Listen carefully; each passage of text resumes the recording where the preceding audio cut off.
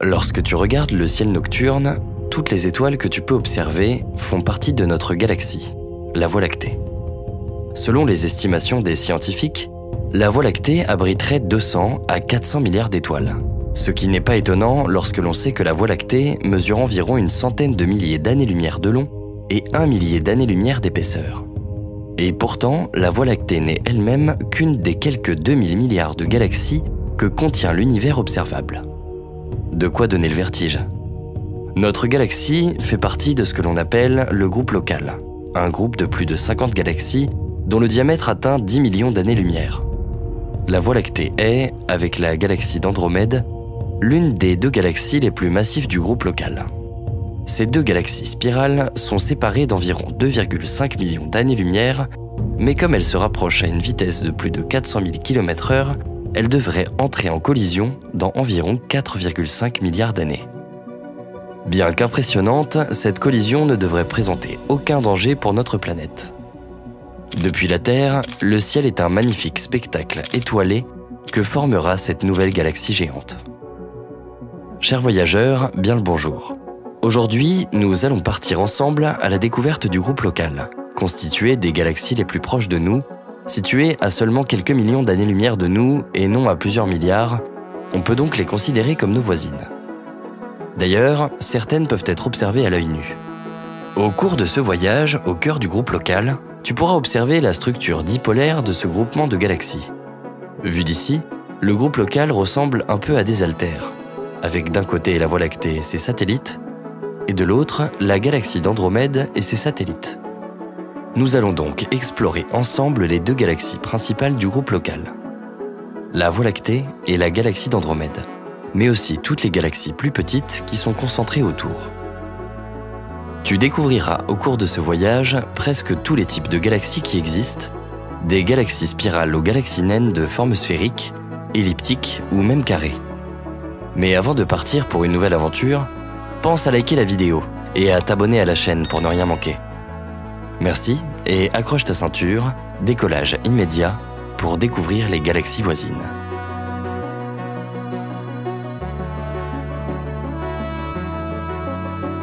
Nous sommes en route pour le groupe local. Il y a du chemin à parcourir puisque rien que pour sortir de la Voie lactée, il nous faudrait des milliers d'années-lumière. En attendant d'arriver à bon port, nous allons donc prendre le temps de découvrir l'histoire du groupe local. D'où vient cette expression, groupe local? Le premier à l'avoir utilisé serait l'astronome allemand Walter Baade, plus précisément en 1935 dans une publication traitant de l'amas globulaire NGC 2419 ou Caldwell 25. Pour la petite histoire, cet amas globulaire est situé dans la constellation du Lynx, à environ 300 000 années-lumière de nous. Il est surnommé le vagabond intergalactique car il semble qu'il appartenait avant à la Voie lactée et qu'il a fini par s'en extraire. NGC 2419 fait aussi partie du groupe local. L'expression groupe local a été reprise en 1936 par l'astronome américain Edwin Hubble, celui-là même qui a donné son nom au fameux télescope de la NASA. Edwin Hubble a notamment mis au point la loi de Hubble, selon laquelle les galaxies s'éloignent les unes des autres à une vitesse à peu près proportionnelle à leur distance. Autrement dit, plus une galaxie est loin de nous, plus elle semble s'éloigner rapidement. Cette loi a été la première preuve de l'expansion de l'univers, qui énonce que ce ne sont pas les galaxies, les planètes et les étoiles qui se déplacent, mais l'espace entre ces éléments qui augmente. Dans les années 1930, au début du concept du groupe local, on n'avait pas découvert autant de galaxies. Edwin Hubble a d'abord recensé seulement quelques galaxies dans le groupe local, la Voie lactée et la galaxie d'Andromède bien sûr, mais aussi le grand nuage de Magellan, le petit nuage de Magellan, M32, NGC 250, la galaxie du Triangle, la galaxie de Barnard et IC 1613. Le concept de groupe local a par la suite été utilisé dans une publication de l'astronome américain Walter Baade en 1944, où il établissait l'appartenance au groupe local des galaxies NGC 147 et NGC 185. C'est d'ailleurs Baade qui a porté à 18 le nombre de galaxies dans le groupe local, en ajoutant quelques galaxies à la liste. Les galaxies du Dragon, du Fourneau, du Lion 1, du Lion 2, du Sculpteur, de la Petite Ours et la galaxie IC 5152. La galaxie IC 5152 a cependant été exclue de la liste des galaxies du groupe local par la suite, car elle est trop éloignée, à 5,8 millions d'années-lumière de nous, pour faire partie de notre groupe de galaxies. Pendant la seconde moitié du XXe siècle, d'autres galaxies ont été découvertes et ajoutées à cette liste, notamment des galaxies naines. Une galaxie naine est une petite galaxie composée de 100 millions à quelques milliards d'étoiles.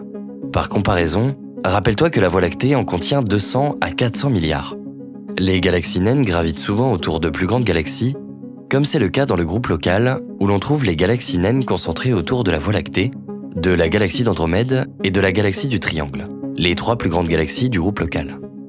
On a identifié plus d'une trentaine de galaxies naines gravitant autour de notre galaxie, la Voie lactée, dont le Grand Nuage de Magellan, la plus grande, et la galaxie naine de la Carène, la plus petite.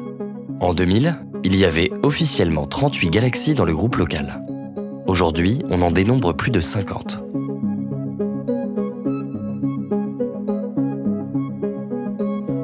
Il est difficile d'établir avec certitude le nombre de galaxies faisant partie du groupe local. Non seulement on ne peut pas détecter toutes les galaxies, car certaines sont beaucoup moins lumineuses que d'autres, mais en plus, on ne sait pas encore vraiment où se termine le groupe local. Ce que l'on sait aujourd'hui du groupe local, c'est qu'il est constitué autour de 2 galaxies spirales, la galaxie d'Andromède, ou M31, et la Voie lactée. Chacune de ces 2 galaxies spirales est entourée de galaxies satellites. Autour de la Voie lactée, on trouve les 2 nuages de Magellan, et de nombreuses autres galaxies dont les noms te sont peut-être familiers. La galaxie du Grand Chien, du Sagittaire, de la Petite Ourse, du Dragon, de la Carène, du Sextant, du Sculpteur, du Fourneau, du Lion 1, du Lion 2 et du Toucan. Autour de la galaxie d'Andromède, on trouve les galaxies M32, la galaxie du Triangle M33, M110, NGC 147, NGC 185 ou encore Andromède 1, 2, 3 et 4. La galaxie du Triangle posséderait également une galaxie satellite, la galaxie naine des Poissons. Au cours de ce voyage au cœur du groupe local, nous allons observer plus en détail chacune des principales galaxies satellites connues de la Voie lactée et de la galaxie d'Andromède. Mais lorsque l'on parle de galaxies satellites, cela ne veut pas dire non plus qu'elles sont complètement collées aux galaxies autour desquelles elles gravitent. Pour te donner un ordre d'idée, la galaxie du Grand Chien, la galaxie satellite la plus proche de la Voie lactée, est quand même située à 25 000 années-lumière de notre galaxie. Mis à part les 2 principales galaxies et leurs galaxies satellites, le groupe local compte aussi des galaxies indépendantes de ces sous-groupes que nous observerons aussi à la fin de notre voyage aux confins du groupe local.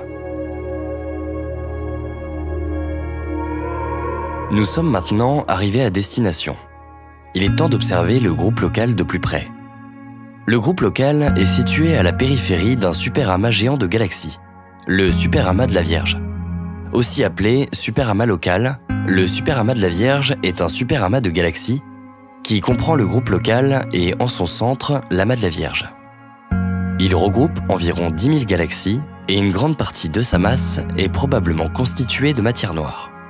Du fait de l'expansion de l'univers, le groupe local s'éloigne de l'amas de la Vierge et donc du centre du superamas de la Vierge. Le groupe local s'étend sur un diamètre de 10 millions d'années-lumière environ. On y trouve donc tous les types de galaxies, sauf les galaxies elliptiques géantes qui ne sont pas présentes dans des structures aussi petites. Et oui, le groupe local, malgré ses 10 millions d'années-lumière de diamètre, n'est pas considéré comme une grande structure en comparaison avec les autres superamas de galaxies. On ne peut pas connaître le nombre exact de galaxies dans le groupe local. Certaines ont une luminosité trop faible, d'autres sont occultées par la Voie lactée. Selon les sources, tu entendras donc peut-être parler de 60 ou 80 galaxies. En tout cas, il y en a plus d'une cinquantaine.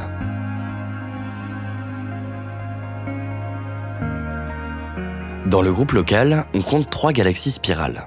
La galaxie d'Andromède, la Voie lactée et la galaxie du Triangle. Les galaxies spirales représentent les 3/4 des galaxies répertoriées dans la classification de Hubble, la classification des types de galaxies développée par Edwin Hubble en 1936. Leur structure est particulièrement complexe par rapport à celle des galaxies elliptiques. Les galaxies spirales se composent d'un disque aplati contenant quelques centaines de milliards d'étoiles, et d'un renflement central sphérique lumineux que l'on appelle le bulbe. Du disque partent 2 ou plusieurs bras lumineux qui s'enroulent en spirale autour du bulbe. Le centre du disque tourne plus vite que les bords du disque. On distingue les galaxies spirales barrées, comme la Voie lactée, des galaxies spirales ordinaires. Les galaxies spirales barrées ont une structure linéaire à la place des 2 bras spiraux. Les galaxies spirales contiennent aussi beaucoup de gaz et de poussière. Les bras de la galaxie spirale sont d'ailleurs constitués de ces gaz ainsi que les étoiles les plus jeunes et les plus lumineuses. Les scientifiques pensent que les galaxies spirales ont cette forme de spirale au début de leur vie lorsqu'elles contiennent beaucoup de gaz et qu'ensuite, elles vont peu à peu perdre leur rotation et devenir elliptiques sous l'effet de la fusion des galaxies. Le groupe local contient également 2 galaxies spirales magellaniques, le Grand Nuage de Magellan et NGC 3109. Ce type de galaxie spirale ne comprend qu'un seul bras spiral, et elle est plus petite qu'une galaxie spirale ordinaire ou barrée. Une seule galaxie elliptique a été identifiée dans le groupe local, la galaxie M32, qui est un satellite de la galaxie d'Andromède. Les galaxies elliptiques sont différentes des galaxies spirales d'abord par leur forme d'ellipse, mais pas seulement. Contrairement aux galaxies spirales, elles ne contiennent pas de disque de gaz où les jeunes étoiles peuvent se former, et le mouvement des étoiles y est aléatoire, alors que dans les galaxies spirales, les étoiles sont en rotation. Les galaxies elliptiques sont constituées de vieilles étoiles. C'est pour cela que les scientifiques pensent qu'elles se forment à la suite de la collision de 2 galaxies spirales. Dans le groupe local, M110 et NGC 147 sont des galaxies elliptiques naines, un type de galaxie que l'on retrouve souvent dans les amas de galaxies et qui sont souvent les compagnons d'autres galaxies plus grandes. La majorité des galaxies du groupe local sont des galaxies naines sphéroïdales, des galaxies de forme plus ou moins sphérique et de petite taille, c'est-à-dire avec quelques millions à quelques centaines de millions d'étoiles. Les galaxies naines sphéroïdales sont anciennes et ont très peu évolué, et leur composition ressemble à celle des amas globulaires, des concentrations très denses d'étoiles de forme sphérique en orbite autour des noyaux de galaxies. Enfin, le reste des galaxies du groupe local sont des galaxies irrégulières. Ces galaxies ne montrent aucune structure régulière, ce ne sont ni des galaxies sphériques, ni des galaxies elliptiques, ni des galaxies en forme de spirale. La plupart des galaxies irrégulières sont des galaxies naines, riches en étoiles brillantes et donc très lumineuses. Elles sont quand même assez difficiles à détecter car elles sont de petite taille. Les scientifiques pensent que ce type de galaxie était très fréquent dans l'univers jadis, mais que les collisions ont réduit leur nombre. Aujourd'hui, on estime qu'au moins 10% des galaxies seraient des galaxies irrégulières. Nous allons maintenant observer plus en détail chacune des galaxies principales identifiées comme faisant partie du groupe local, de la galaxie la plus proche de nous à la plus éloignée. La Voie lactée, notre galaxie, est la 2e plus grande galaxie du groupe local. On l'appelle aussi la galaxie, avec un grand G. C'est une galaxie spirale qui abriterait 200 à 400 milliards d'étoiles, dont le Soleil, et probablement plus de 100 milliards de planètes. Le diamètre de la Voie lactée serait de 100 000 à 120 années-lumière, peut-être même jusqu'à 200 000 années-lumière. Le centre de la galaxie est constitué d'un trou noir supermassif, Sagittarius A, et le système solaire est situé à 27 000 années-lumière de son centre, donc plutôt en périphérie. Les étoiles tournent autour du centre de la galaxie et le Soleil met environ 250 années-lumière à en faire le tour complet. Depuis qu'il existe, il a donc fait une vingtaine de tours seulement. Tu te demandes peut-être pourquoi notre galaxie s'appelle la Voie lactée. Lorsqu'on l'observe dans le ciel, la Voie lactée a l'aspect d'une traînée blanche, comme une coulée d'étoiles laiteuses. Dans la mythologie grecque, l'origine de la Voie lactée est d'ailleurs expliquée de manière imagée. Les Grecs racontaient que Zeus avait eu un enfant illégitime, Héraclès, avec sa maîtresse Alcmène. Zeus, parce qu'il souhaite rendre son fils immortel, profite d'un moment où sa femme Héra est assoupie pour déposer Héraclès, encore enfant, sur son sein. Il commence alors à téter Héra, mais elle se réveille et se rend compte que ce n'est pas son vrai enfant. Elle va donc le repousser avec force, laissant dans le ciel une traînée de lait, qui deviendra la Voie lactée. La Voie lactée a également souvent été assimilée à une rivière. Les Égyptiens pensaient qu'elle était une copie du Nil dans le ciel, les Chinois l'appelaient la rivière d'argent, et les Japonais la rivière du paradis, On retrouve d'ailleurs cette idée de rivière dans le ciel dans plusieurs mythologies asiatiques. Enfin, elle pouvait aussi avoir une connotation religieuse, comme chez les Mayas, qui pensaient qu'elle était un chemin religieux permettant aux âmes de rejoindre le paradis. En 1610, Galilée est le premier à montrer que la couleur de la bande formée par la Voie lactée dans le ciel est due à la présence de nombreuses étoiles. Il a ensuite fallu attendre les années 1920 pour qu'Edwin Hubble, encore lui, prouve que la Voie lactée n'est en fait qu'une galaxie parmi tant d'autres. Dans les années 1930, on a pu établir le modèle de galaxie de la Voie lactée, une galaxie spirale barrée. La Voie lactée a en effet 6 bras spiraux qui se divisent eux-mêmes en d'autres bras spiraux. Le bras de Persée, le bras de la Règle, le bras du Cygne, le bras Écu-Croix, le bras Sagittaire-Carène et le bras d'Orion. Notre système solaire se situe dans le bras d'Orion. Si la Voie lactée nous apparaît comme un disque plat dans le ciel, c'est parce que nous la voyons par la tranche. Notre galaxie, d'après les chercheurs, s'est formée de la fusion de plusieurs galaxies naines apparues 800 000 millions d'années après le Big Bang pendant une phase de formation stellaire très active. On retrouve ainsi plusieurs types et âges d'étoiles dans notre galaxie. D'ailleurs, la plus vieille étoile de la Voie lactée, HE 1523-0901, est âgée de 13,2 milliards d'années. Elle est donc apparue peu après le Big Bang. Voici donc le scénario qui a été, à ce jour, retenu pour expliquer la formation de la Voie lactée. Il y a 13 milliards d'années, 2 galaxies ont commencé à former des étoiles indépendamment l'une de l'autre. D'un côté, on avait une galaxie naine, Gaia Enceladus, et de l'autre, une galaxie 4 fois plus massive et plus riche en métaux. Il y a 10 milliards d'années, ces 2 galaxies sont entrées en collision. Une partie de leurs étoiles a été éjectée vers des orbites chaotiques et forme maintenant le halo de la Voie lactée. Pendant 4 milliards d'années, des épisodes violents de formation stellaire se sont succédés, et ce, jusqu'à il y a environ 6 milliards d'années. Le gaz restant s'est installé dans le disque de la Voie lactée, que l'on peut toujours observer aujourd'hui. Autour de la Voie lactée, on trouve des galaxies naines en orbite, notamment le petit nuage de Magellan et le grand nuage de Magellan, qui sont visibles à l'œil nu, depuis la Terre, dans l'hémisphère sud. La galaxie naine du Grand Chien est la galaxie satellite connue la plus proche de nous. Elle est située dans la constellation du Grand Chien, à 42 000 années-lumière du centre de la Voie lactée et à 25 000 années-lumière de notre système solaire. C'est une galaxie naine irrégulière et elle contient 1 milliard d'étoiles, ce qui équivaut à 1% de la Voie lactée. Elle a été découverte assez tardivement, en 2003, car elle est située derrière le plan de la Voie lactée, où les nuages de gaz et de poussière sont plus denses. Cette galaxie pourrait cependant ne plus exister dans le futur. Les forces de marée de la Voie lactée sont en train de la réduire en miettes. Actuellement, le centre de la galaxie naine du Grand Chien est très dégradé et un long filament d'étoiles traîne derrière lui et fait 3 fois le tour de la Voie lactée. Ce filament d'étoiles est parfois appelé anneau de la licorne.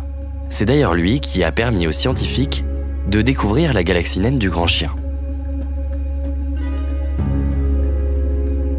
Continuons un peu plus loin. À 80 000 années-lumière de la Terre et 50 000 années-lumière du centre de la Voie lactée, se trouve la galaxie naine du Sagittaire. Cette galaxie serait elliptique ou sphéroïdale et ne doit pas être confondue avec la galaxie naine irrégulière du Sagittaire. En fait, on ne sait pas si elle est en forme de sphère ou d'ellipse, car elle se fait étirer par les forces de marée de la Voie lactée. La galaxie naine du Sagittaire a été découverte en 1994. Elle était alors la plus proche galaxie connue de la nôtre. Elle aussi est assez difficile à observer, car elle est diamétralement opposée au système solaire par rapport au centre de notre galaxie. Les analyses spectroscopiques ont montré que cette galaxie est probablement très ancienne. Elle n'est constituée que d'étoiles vieilles et pauvres en métaux, dites de population 2. Les scientifiques prévoient qu'elle se fera absorber par la Voie lactée à terme.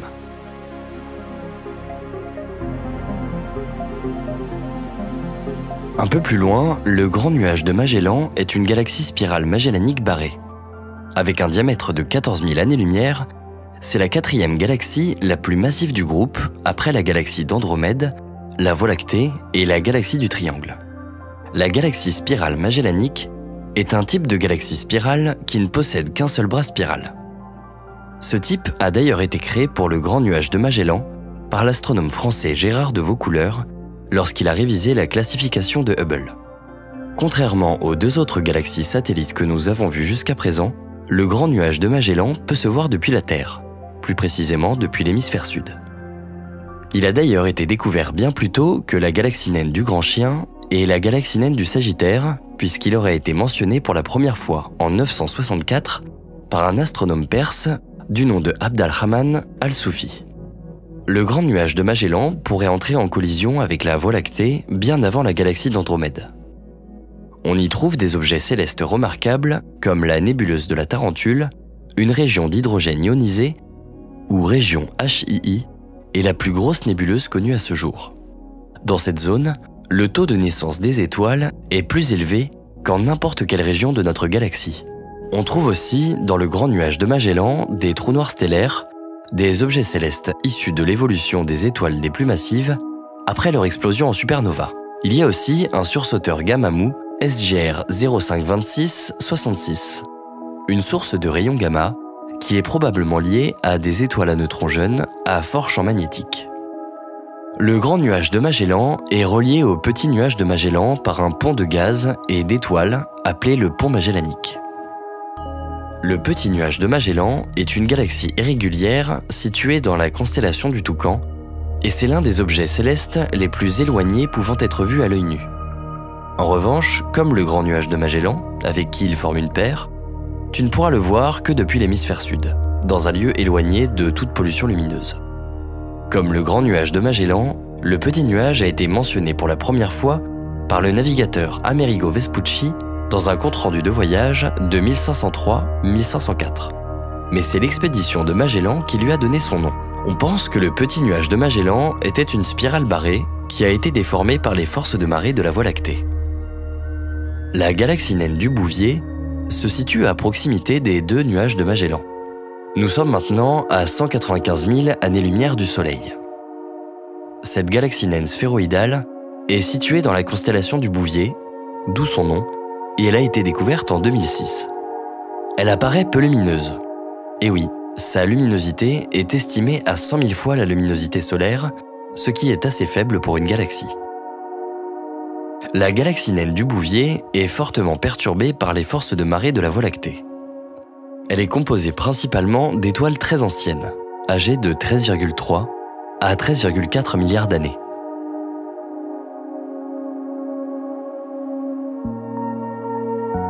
Continuons notre voyage à la découverte des galaxies satellites de la Voie lactée. À 205 000 années-lumière de notre système solaire se trouve la galaxie naine de la Petite Ourse, une galaxie sphéroïdale située, comme tu l'as deviné, dans la constellation de la Petite Ourse. Cette galaxie a été découverte en 1955 grâce à un relevé photographique du ciel nocturne réalisé à l'observatoire Palomar, à 80 km au nord de San Diego, en Californie. Comme presque toutes les galaxies naines satellites de la Voie lactée, la galaxie naine de la Petite Ourse est essentiellement composée d'étoiles anciennes avec peu de matière interstellaire. Un peu plus loin, à 260 000 années-lumière de nous, dans la constellation du Dragon, la galaxie naine du Dragon a aussi été découverte grâce au relevé photographique de l'observatoire Palomar. Cette galaxie naine sphéroïdale est l'une des galaxies satellites les moins visibles car elle est très peu lumineuse. À 280 000 années-lumière de nous, la galaxie naine du Sextant est une galaxie naine sphéroïdale qui a été découverte en 1990. Elle aussi est peu lumineuse et fait partie des galaxies proches les moins lumineuses. Juste à côté, à 285 000 années-lumière, la galaxie naine du Sculpteur a été la première galaxie naine sphéroïdale en 1937. L'analyse de sa composition a révélé qu'elle est similaire aux galaxies primitives observées aux confins de l'univers. Continuons un peu plus loin. Il reste encore des satellites de la Voie lactée à observer. À 330 000 années-lumière, la galaxie naine de la Carène est une galaxie naine sphéroïdale qui se serait formée un peu plus récemment que les autres. La plupart de ces étoiles se seraient formées il y a 7 milliards d'années Même si les analyses ont révélé des périodes de formation d'étoiles plus anciennes, il y a 13 milliards d'années, et plus récentes, il y a 3 milliards d'années. Cette galaxie a été découverte en 1977 et est environ 75 fois plus petite que notre galaxie, avec un diamètre de 1600 années-lumière. Elle s'éloigne de la Voie lactée à une vitesse de 230 km par seconde. Découverte récemment, en 2018, la galaxie naine Antilla 2 est située à 422 000 années-lumière de nous. Comme tu peux le voir, sa taille est relativement proche de celle du Grand Nuage de Magellan, mais sa luminosité est 10 000 fois plus faible. C'est en fait la galaxie la moins lumineuse jamais découverte. C'est certainement pour cela qu'elle a été découverte tardivement, en 2018 seulement, alors que la plupart des galaxies du groupe local étaient déjà connues à la fin du XXe siècle.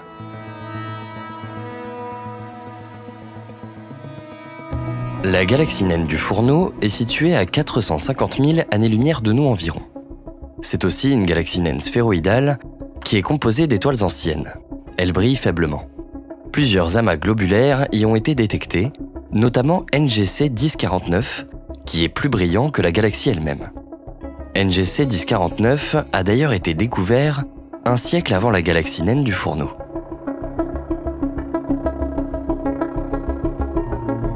Éloignons-nous encore un peu pour observer la galaxie du Lion 2 à 700 000 années-lumière de nous et la galaxie du Lion 1 à 800 000 années-lumière. Toutes deux sont des galaxies naines sphéroïdales. La galaxie du Lion 1 est remarquable car elle contient très peu de matière noire par rapport aux autres galaxies satellites de la Voie lactée. En 2021, un trou noir supermassif de 3,3 millions de masses solaires a été découvert en son centre. Nous sommes maintenant arrivés à la dernière galaxie satellite de la Voie lactée, la galaxie naine du Phénix. Les scientifiques ne savent pas qu'il s'agit d'une galaxie naine sphéroïdale ou d'une galaxie irrégulière. C'est peut-être pour cela qu'à sa découverte en 1976, on l'avait classée comme amas globulaire avant de se rendre compte un an plus tard qu'il s'agissait en fait bien d'une galaxie. Ce petit tour des galaxies satellites de la Voie lactée ne serait pas complet sans parler de la galaxie du Lion A, qui est située à 2,25 millions d'années-lumière de nous. Le problème, c'est qu'on ne sait pas vraiment si la galaxie du Lion A est un satellite de la Voie lactée ou si elle appartient au groupe de galaxies appelé Antilla Sextant. Nous observerons ce groupe de galaxies un peu plus tard au cours de ce voyage, car il est situé encore plus loin, à la périphérie du groupe local. Continuons notre voyage vers les autres galaxies du groupe local. Nous sommes maintenant à 1,63 million d'années-lumière de la Voie lactée, devant la galaxie de Barnard ou NGC 6822. Cette galaxie est une galaxie irrégulière barrée. Pour faire simple, il s'agit de la version irrégulière d'une galaxie spirale barrée, comme la Voie lactée. La galaxie de Barnard a ainsi été nommée car elle a été découverte en 1881 par l'astronome américain Edward Emerson Barnard, qui a aussi donné son nom à l'étoile de Barnard. La galaxie de Barnard ne contient que 10 millions d'étoiles environ, la plupart étant des étoiles jeunes. Edwin Hubble a identifié 15 étoiles variables au sein de cette galaxie. Les étoiles variables sont des étoiles dont la luminosité varie au cours de périodes plus ou moins longues. Le Soleil, en revanche, a une luminosité presque constante puisque sa luminosité varie de 0,1% sur un cycle de 11 ans. Aujourd'hui, plus de 150 régions HII sont recensées dans cette galaxie. Auparavant, on pensait que l'univers s'arrêtait à 300 000 années-lumière. La découverte de la galaxie de Barnard a alors permis de prendre conscience de la taille réelle de l'univers. Nous arrivons maintenant devant la galaxie d'Andromède, la plus grande galaxie du groupe local, avec un diamètre de 220 000 années-lumière. Cette galaxie spirale est également appelée NGC 224 ou M31 dans le catalogue de Messier ou catalogue des nébuleuses et des amas d'étoiles. Ce catalogue, élaboré en 1774 par l'astronome français Charles Messier, avait pour objectif d'aider les chasseurs de comètes à ne pas confondre les comètes avec des objets diffus, comme les nébuleuses ou les amas d'étoiles. La galaxie d'Andromède est située à 2,55 millions d'années-lumière du Soleil, dans la constellation d'Andromède. Jusque dans les années 1920, on pensait qu'il s'agissait d'une nébuleuse et non d'une galaxie. Elle contiendrait environ 1000 milliards d'étoiles, soit 2 à 5 fois plus que notre galaxie. Sa luminosité totale serait de 26 milliards de fois la luminosité du Soleil, soit 25% de plus que la luminosité de notre galaxie. Mais le taux de formation stellaire de la Voie lactée est 3 à 5 fois plus élevé que celui de la galaxie d'Andromède. Et il y aurait 2 fois plus de supernovas dans notre galaxie. Peut-être alors qu'un jour, la luminosité de la Voie lactée dépassera celle de la galaxie d'Andromède.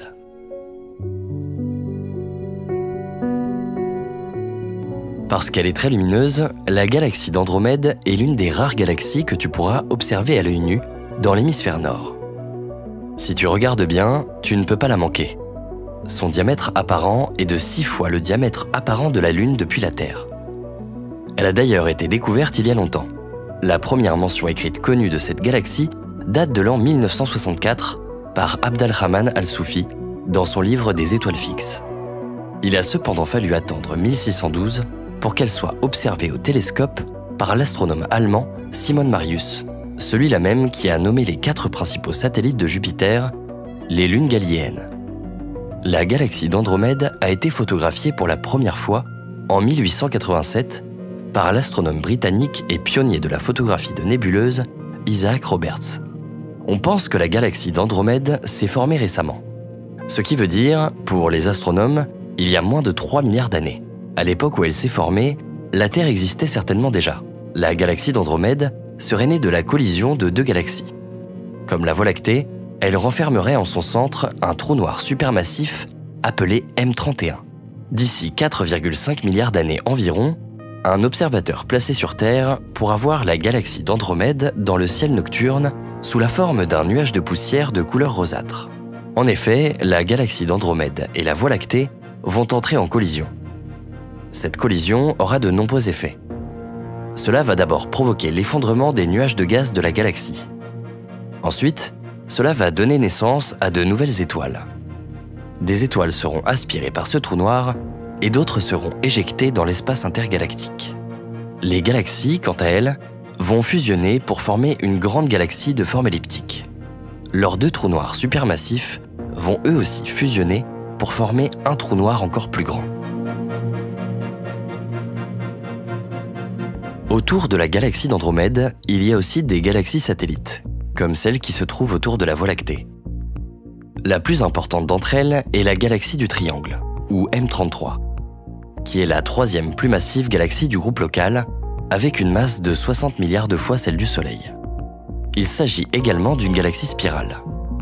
Tu as peut-être déjà entendu parler de cette galaxie, où se trouve la planète fictive Vinéa dans la BD de science-fiction Yoko Tsuno, et la planète Genesia de la trilogie d'anticipation de Jean-Gaston Vandel. En réalité, on ne sait pas vraiment si la galaxie du Triangle est un satellite de la galaxie d'Andromède, mais on le suppose. Les 2 galaxies sont séparées par une distance de 750 000 années-lumière. Nous sommes maintenant à environ 3 millions d'années-lumière de notre système solaire. Si la galaxie du Triangle a été cataloguée pour la première fois par Charles Messier dans son catalogue sous le nom de M33, elle a probablement déjà été observée avant. Lorsque les bonnes conditions sont réunies, tu peux même l'observer à l'œil nu depuis la Terre, plus précisément depuis l'hémisphère sud.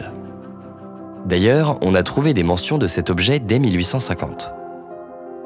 La galaxie du Triangle est une galaxie spirale régulière et non barrée, mais elle a tout de même une barre qui traverse son centre sur 2600 années-lumière. Au cœur de cette galaxie, on ne trouve pas un trou noir supermassif, mais une région HII qui contient une source X ultra-lumineuse. Les ULX sont des objets encore énigmatiques pour la science. Ce que l'on sait, c'est qu'elles sont des sources de rayons X ultra-puissantes. D'ailleurs, la source X ultra-lumineuse de la galaxie du Triangle est la source de rayons X la plus puissante du groupe local. La galaxie du Triangle abrite d'autres objets célestes remarquables, à commencer par plusieurs régions HII, dont la plus brillante, NGC 604, pourrait avoir connu un sursaut de formation d'étoiles il y a 3 millions d'années seulement. 54 amas globulaires ont été identifiés autour de la galaxie du Triangle. Mais il y en a certainement plus du double. à égale distance de la galaxie du Triangle et de la galaxie d'Andromède, à 2,5 millions d'années-lumière de nous, tu peux voir la galaxie naine des Poissons, ou LGS3. Cette galaxie pourrait être un satellite de la galaxie d'Andromède ou de la galaxie du Triangle, si celle-ci n'est pas un compagnon de la galaxie d'Andromède. Cette galaxie naine irrégulière a été découverte en octobre 1978 dans un travail de recherche de galaxies satellites de M31 et de M33. 5 objets ont été catalogués et regroupés sous le nom de Local Group Suspect, d'où le nom de LGS3. La galaxie naine des Poissons a été la seule des 5 objets à être confirmée comme une galaxie faisant partie du groupe local. La galaxie naine des Poissons contient des étoiles anciennes et pauvres en métaux, mais aussi du gaz d'hydrogène atomique qui peut indiquer la présence d'étoiles jeunes. C'est donc peut-être un objet de transition entre une galaxie naine sphéroïdale et une galaxie naine irrégulière. Ce qui intéresse les scientifiques chez cette petite galaxie, c'est la présence d'un nuage à grande vitesse du nom de HVC 127 41 330. Dans ce nuage à grande vitesse, qui est probablement en interaction gravitationnelle avec la galaxie naine des Poissons, aucune étoile n'a été détectée. Et pourtant, il a un diamètre de 20 000 années-lumière tout de même. D'ailleurs, HVC 127 41 330 est probablement constitué à 80% de matière noire. Ce pourrait donc être, selon l'astronome américain Josh Simon, la première galaxie noire observée dans l'univers. Une galaxie noire est un type de galaxie hypothétique qui est dépourvue d'étoiles, ou en tout cas qui en produit très peu. Ces galaxies, si leur existence est confirmée, seraient très difficiles à détecter car elles seraient totalement obscures.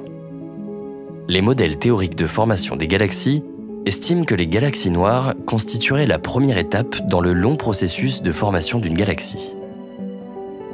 En observer une serait un pas de géant vers la compréhension de la formation de notre propre galaxie. Parmi les galaxies satellites de la galaxie d'Andromède, une dizaine sont, comme la galaxie naine des Poissons, plus proches de nous que la galaxie d'Andromède elle-même. Commençons par NGC 185, une galaxie naine sphéroïdale que tu verras aussi sous le nom de Caldwell 18.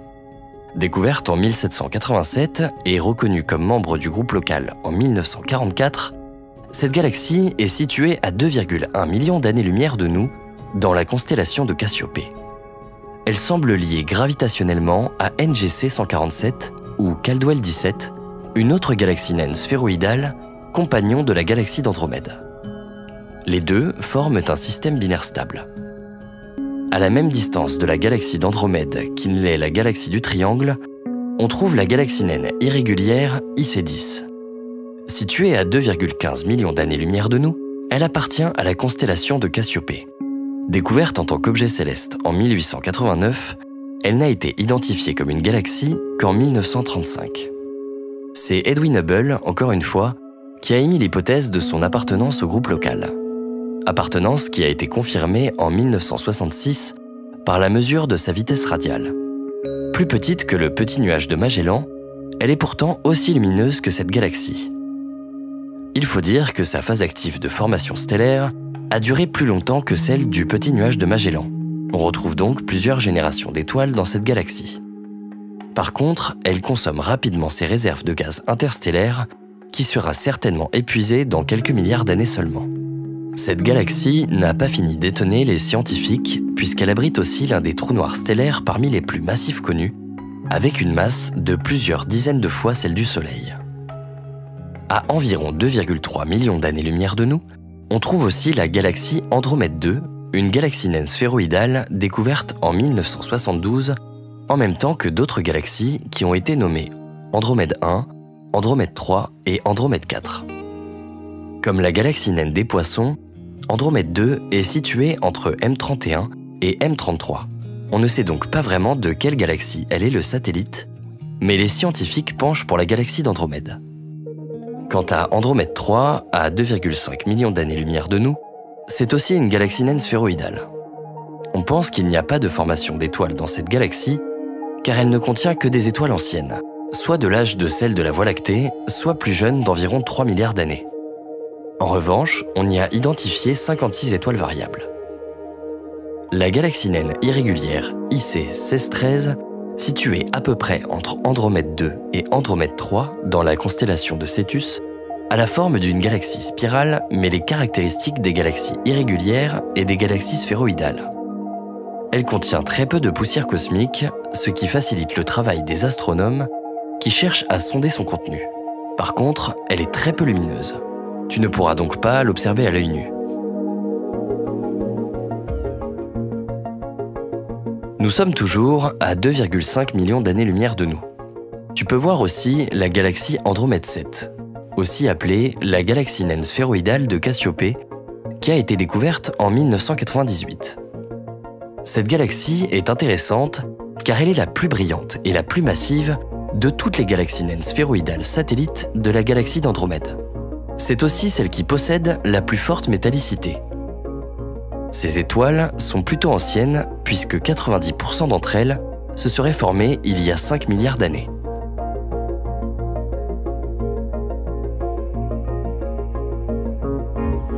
Non loin se trouve également M32 ou NGC 221, une galaxie elliptique qui est elle aussi composée essentiellement d'étoiles âgées et n'a donc pas connu de période de formation stellaire depuis longtemps. Les scientifiques pensent que M32 était à l'origine une galaxie spirale et qu'elle aurait traversé le disque galactique de la galaxie d'Andromède. Elle aurait alors perdu l'essentiel de sa masse périphérique. Elle montre les signes de la présence d'un trou noir supermassif en son centre. À proximité se trouve également la galaxie naine de la Baleine, une galaxie de faible brillance, comme la plupart des galaxies naines sphéroïdales. Cependant, ce n'est pas un satellite de la galaxie d'Andromède. En effet, cette galaxie est trop éloignée pour être un satellite. On la qualifie donc de galaxie naine sphéroïdale isolée.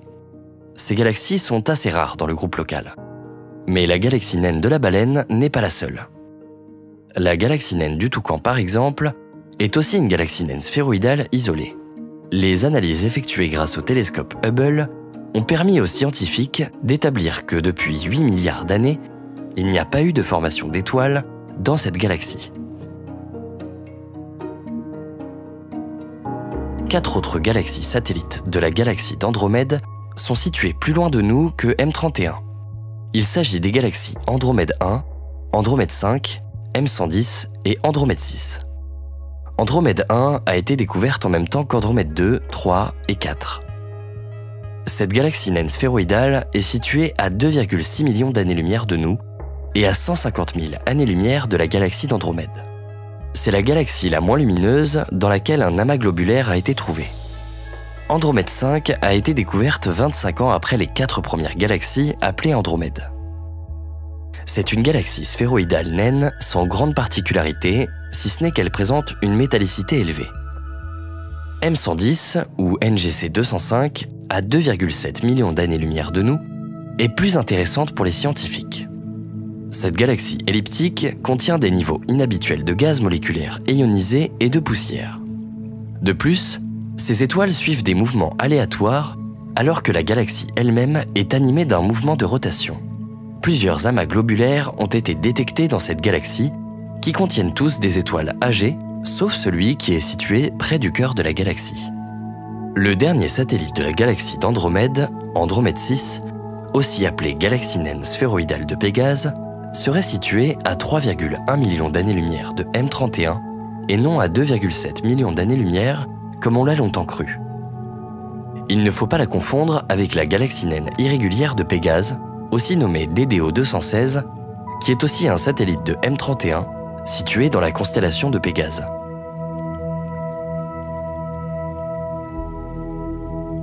Revenons un peu en arrière, à 2,8 millions d'années-lumière de nous, où se trouve la galaxie naine du Toucan dont nous avons parlé tout à l'heure.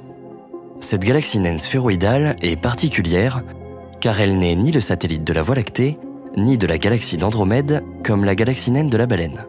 Ce qui intrigue les scientifiques, c'est qu'elle se trouve presque à l'opposé des autres membres du groupe local par rapport à la Voie lactée.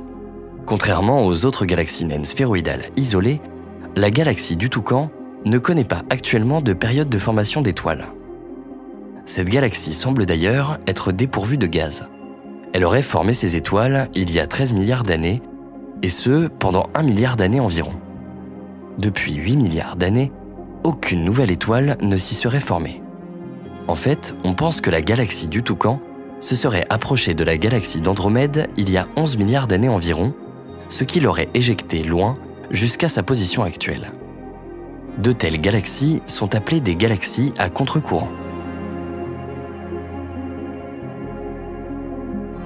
À 3 millions d'années-lumière de nous, la galaxie de Wolf-Lund-Mark-Melotte, ou galaxie WLM, est une galaxie naine irrégulière barrée qui n'est pas non plus satellite de la Voie lactée ou de la galaxie d'Andromède. Elle se situe dans la constellation de la Baleine. Elle avait été observée déjà en 1909 par l'astronome allemand Max Wolf, mais n'a été classée comme galaxie qu'en 1926 par l'astronome suédois Knut Lundmark et l'astronome britannique Philibert Jacques Melotte, d'où son nom. La moitié des étoiles de la galaxie WLM ont plus de 9 milliards d'années. Cependant, il y a entre 1 et 2,5 milliards d'années, la formation d'étoiles a repris, notamment dans la barre. On trouve donc dans cette galaxie aussi des étoiles jeunes. Actuellement, des étoiles se forment dans cette galaxie. Parce qu'elle est en bordure du groupe local, la galaxie de Wolf-Lund-Mark-Melotte a été relativement protégée des fusions et interactions avec d'autres galaxies. Elle est donc intéressante à étudier. La galaxie naine du Verseau, aussi appelée DDO 210, est une galaxie irrégulière isolée elle aussi, située à 3,3 millions d'années-lumière de nous. Elle fait en fait partie d'un ensemble de galaxies irrégulières qui ne semblent pas faire partie d'un sous-groupe en particulier.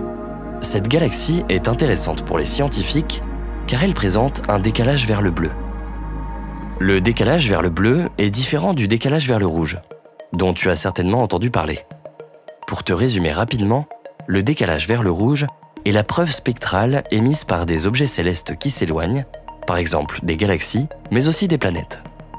Le décalage vers le rouge est l'une des preuves de l'expansion de l'univers. Eh bien, le décalage vers le bleu, c'est le phénomène inverse. Le décalage vers le bleu est la preuve spectrale que des objets se rapprochent de nous. La galaxie d'Andromède, qui se rapproche de nous et va entrer en collision avec la Voie lactée dans un peu plus de 4 milliards d'années, présente donc un décalage vers le bleu. Il en va de même pour la galaxie naine du Verseau. Elle se rapproche de nous et de notre système solaire à une vitesse de 137 km par seconde. La galaxie naine du Verseau est l'une des rares galaxies du groupe local pour laquelle on peut exclure une proximité passée avec la Voie lactée ou M31. Autrement dit, en se basant sur sa position et sa vitesse actuelle, les scientifiques en ont déduit qu'elle n'a pas, par le passé, été située à proximité de l'une des deux galaxies les plus massives du groupe local. Comme la galaxie de Wolf-Lund-Mark-Melotte, la galaxie naine du Verseau contient encore des quantités significatives d'hydrogène, ce qui lui permet de soutenir actuellement la formation d'étoiles, même si cela reste à un niveau relativement bas. L'âge médian des étoiles de cette galaxie est de 6,8 milliards d'années. C'est donc la galaxie du groupe local qui contient les étoiles à l'âge médian le plus jeune, après la galaxie du Lion A. Pour cette raison, les scientifiques ont émis l'hypothèse que la formation tardive d'étoiles serait peut-être liée à l'isolement de la galaxie.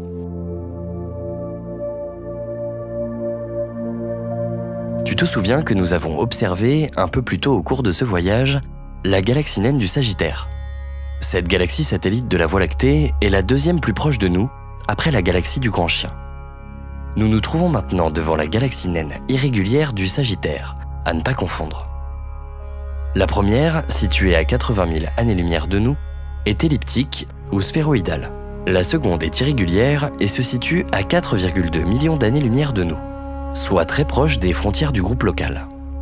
Pour résumer, l'une est très proche de nous, l'autre très éloignée.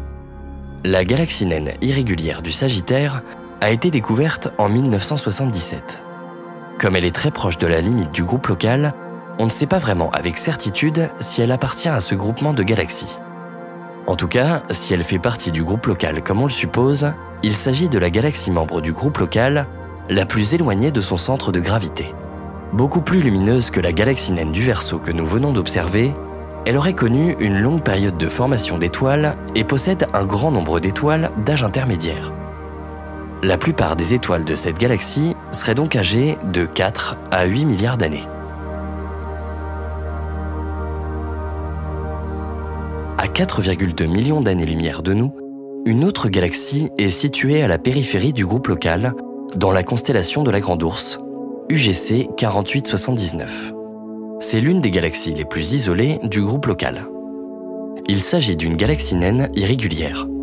Elle est séparée de son plus proche voisin, la galaxie du Lion A, de 2,3 millions d'années-lumière, soit la distance entre la Voie lactée et la galaxie d'Andromède. Il semblerait cependant que cette galaxie se rapproche de nous. UGC 4879 a un comportement étrange qui intrigue les astronomes.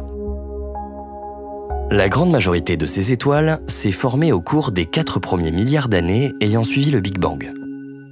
Plus rien ne s'est passé pendant les 9 milliards d'années qui ont suivi, jusqu'à plutôt récemment où la formation d'étoiles a repris. En tout cas, les analyses de cette galaxie isolée ont montré qu'elle contient probablement de la matière noire et un disque stellaire. Cette galaxie solitaire n'a pas subi d'interaction avec d'autres galaxies. Elle constitue donc un matériau particulièrement intéressant pour les astronomes qui cherchent à comprendre la complexité de la naissance des étoiles dans l'univers. Lorsque nous observions un peu plus tôt au cours de ce voyage la galaxie du Lion A, nous avons évoqué le groupe Antillas Sextant. Maintenant que notre voyage touche à sa fin, il est temps de l'étudier plus précisément.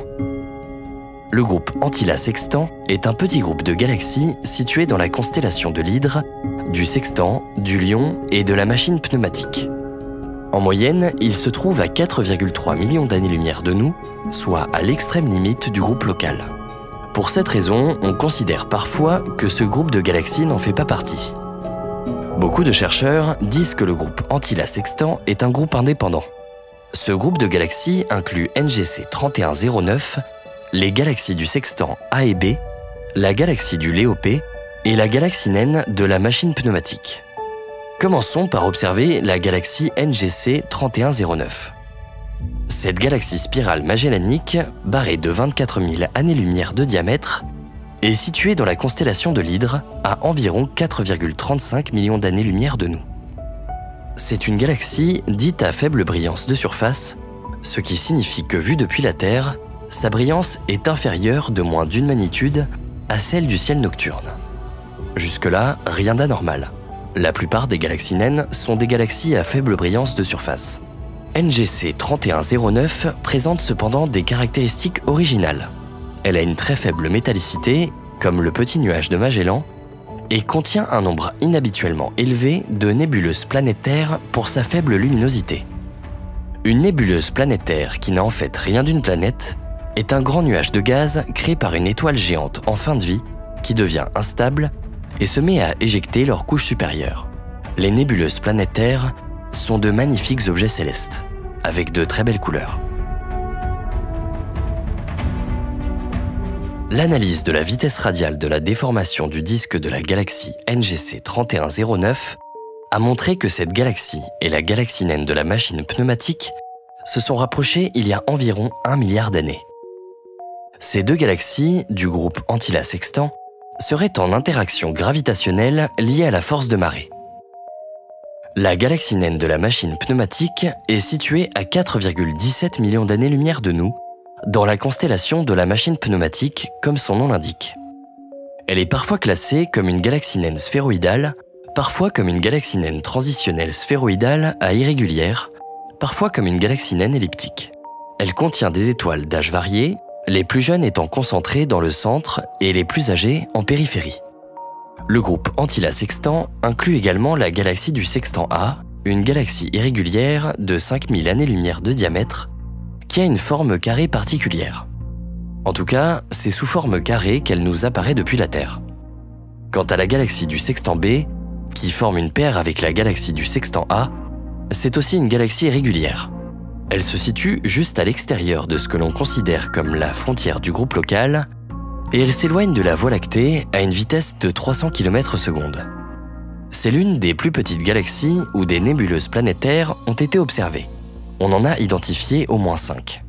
Enfin, la galaxie du Léopée est une petite galaxie irrégulière située dans la constellation du Lion. Elle est très éloignée, à environ 5,3 millions d'années-lumière de nous. À sa découverte en 2005, les scientifiques pensaient qu'il s'agissait d'un nuage à grande vitesse. Ce n'est qu'en 2013 qu'a été confirmée sa nature de galaxie naine. La galaxie du Léopée abrite l'un des environnements les plus pauvres en métaux de l'univers local, avec une métallicité très faible de seulement 3% celle du Soleil et des étoiles contenant 30 fois moins d'éléments lourds que le Soleil.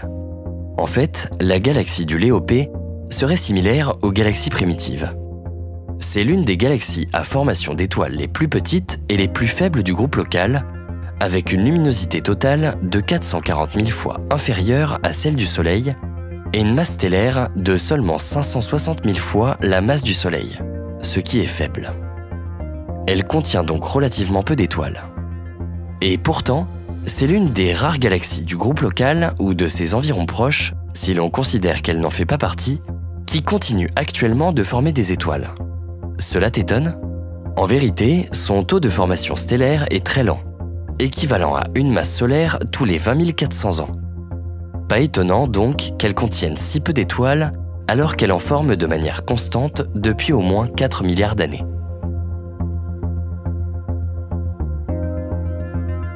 Nous avons maintenant terminé notre tour des galaxies du groupe local. Cependant, il faut savoir que dans le groupe local, on ne trouve pas que des galaxies et des étoiles. Nous allons explorer les objets remarquables du groupe local. Commençons par le nuage de Smith. Ce nom ne te dit rien? Il s'agit d'un nuage de gaz à grande vitesse dont la masse est de 1 million de fois celle du Soleil. Les nuages de gaz à grande vitesse, comme le nuage de Smith, ont une importance capitale dans le groupe local. Lorsqu'ils tombent dans le disque d'une galaxie, ils ajoutent de la matière baryonique à la matière déjà diluée présente dans le disque. La matière baryonique est une matière composée de particules composites, les baryons. Les baryons sont, plus concrètement, les électrons et les protons qui composent les atomes de toutes les molécules et structures observables dans l'univers. Les étoiles, par exemple, sont constituées de matière baryonique. Tu vois où nous voulons en venir. Les nuages à grande vitesse, en ajoutant dans les disques des galaxies de la matière indispensable à la formation d'étoiles, vont contribuer à maintenir le taux de formation d'étoiles de la galaxie. Le nuage de Smith se déplace à 870 000 km/h en direction de la Voie lactée. Il devrait donc rentrer en collision avec notre galaxie dans environ 27 millions d'années, soit largement avant la collision prévue avec la galaxie d'Andromède. Cet impact pourrait provoquer une explosion de formation d'étoiles. Les études les plus récentes sur le nuage de Smith supposent qu'il s'est formé en périphérie de la Voie lactée avant d'en être éjecté il y a environ 70 millions d'années. Mais les scientifiques ne savent pas encore comment cela se serait produit.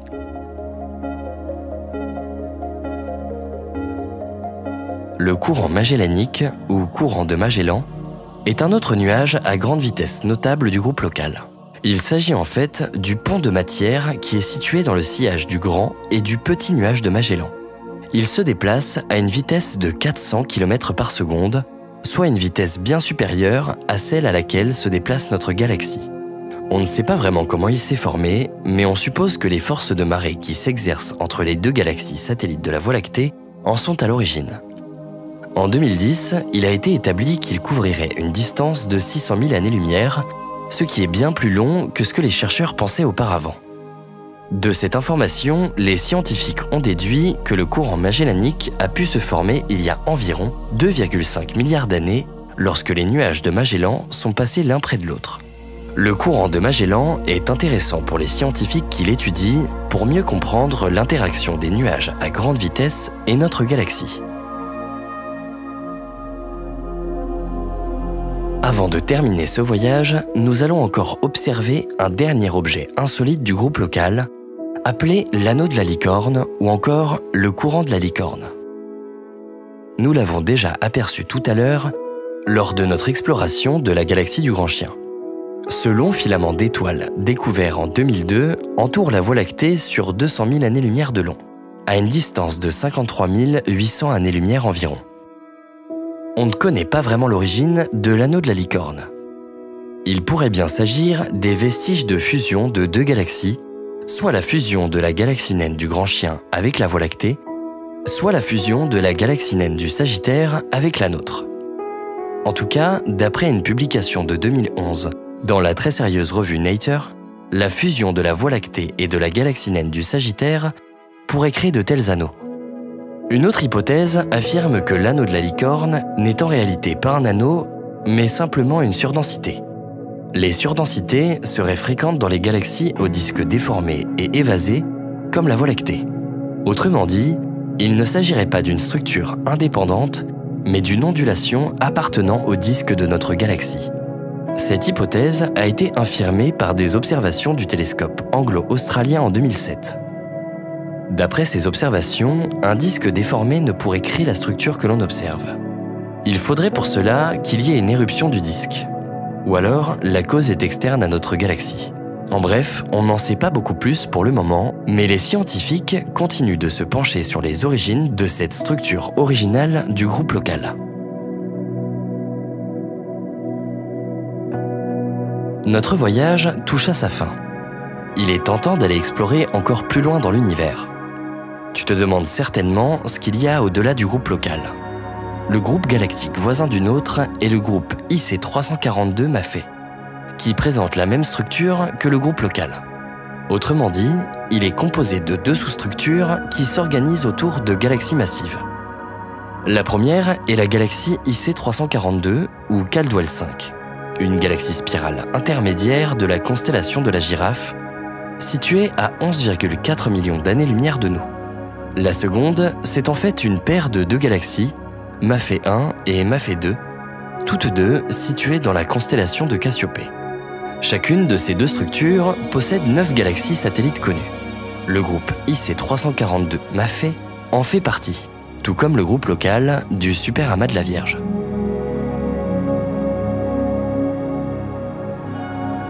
Le groupe local et le groupe IC342 Maffei ne sont qu'une infime partie de notre univers. On trouve de nombreux autres groupes, comme la quintette de Stéphane, un groupe de 5 galaxies situé dans la constellation de Pégase et qui a remarquablement été photographié par le télescope James Webb, ou encore la quartette de Robert, un groupe de 4 galaxies de la constellation du Phénix. Et d'ici quelques milliards d'années, tout cela aura encore changé. La dynamique du groupe local elle-même est en train de changer, même si c'est à une échelle de temps tellement élevée que l'on ne s'en rend pas compte. Avec la fusion de ces deux principales galaxies, le groupe local sera résolument différent d'ici 4 milliards d'années. À la place des deux sous-structures de notre groupe de galaxies, on aura une grande galaxie elliptique dont les autres galaxies proches, notamment la galaxie du Triangle, deviendront les satellites. Il est possible aussi que le groupe local fusionne un jour avec l'amas de la Vierge, le plus grand amas de galaxies le plus proche. Mais on parle ici d'un futur où la Terre n'existera probablement plus, dévorée par notre Soleil, alors transformé en géante rouge. En attendant, nous avons largement le temps de continuer à observer le groupe local et ses environs, et apprendre tous les jours un peu plus sur l'univers et sa formation.